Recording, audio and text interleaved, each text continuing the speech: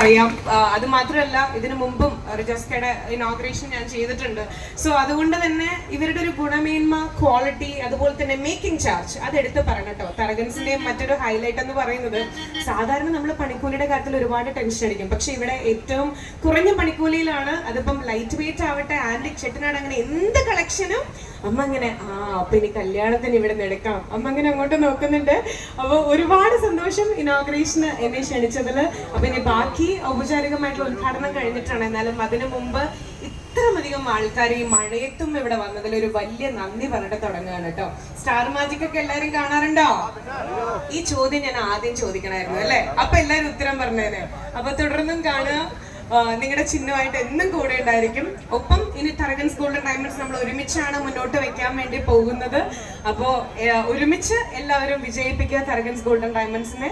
So നൗഫൽജിക്കും കൂടെയുള്ള എല്ലാ ബ്രദേഴ്സിനും അതുപോലെ തന്നെ റിജാസ്കയ്ക്കും ഒരു വലിയ താങ്ക് യു പറയുകയാണ്. എന്നെ ക്ഷണിച്ചതിൽ, ലക്ഷ്മി മതി എന്നുള്ള ഒരു തീരുമാനത്തിലേക്ക് എത്തിയതിൽ, നിങ്ങൾ എല്ലാവരെയും കാണാൻ പറ്റിയതിൽ താങ്ക് യു സോ മച്ച്. ഒരുപാട് വിശിഷ്ട പ്രതിനിധികളൊക്കെ ഇവിടെ എത്തിയിട്ടുണ്ട്. സോ എല്ലാവർക്കും ഒരു വലിയ നന്ദി രേഖപ്പെടുത്തുകയാണ് കേട്ടോ. എനിക്ക് ഈ ഒരു സ്റ്റേജ് ഷെയർ ചെയ്യാൻ പറ്റിയാലും thank you so much. Thank U.